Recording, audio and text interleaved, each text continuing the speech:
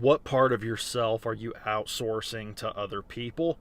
I hope it's not your sense of self-worth.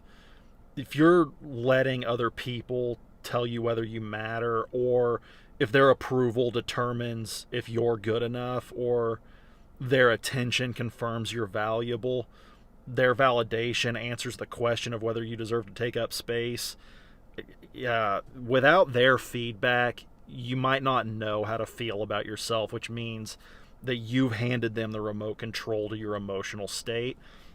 That shows up everywhere once you start looking for it. You can't make decisions without polling everyone around you first because you don't trust your own judgment. You need constant reassurance that you're doing okay, that people aren't mad at you, that you haven't somehow failed without realizing it. You change your opinions, your preferences, even your personality, depending on who you're with, because you're more focused on being what they need than knowing who you actually are.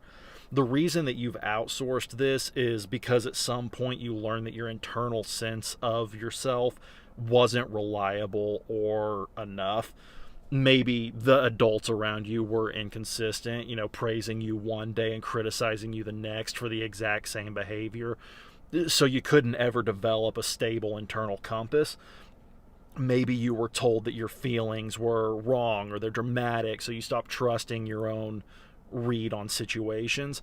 Either way, you figured out that other people held the answer to whether you were acceptable, and you've been seeking that answer externally ever since.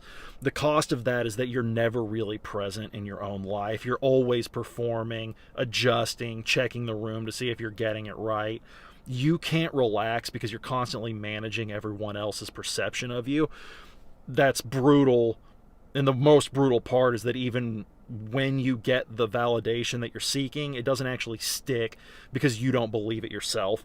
Someone tells you that you're doing great, and 5 minutes later you're anxious again because their opinion is just some data and not the truth.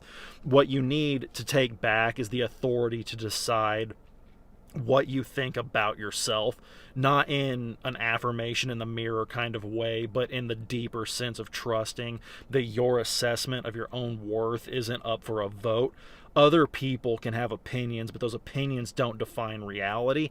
You get to know yourself from the inside and let that knowledge be the foundation, not something that you're constantly trying to prove or earn through other people's responses.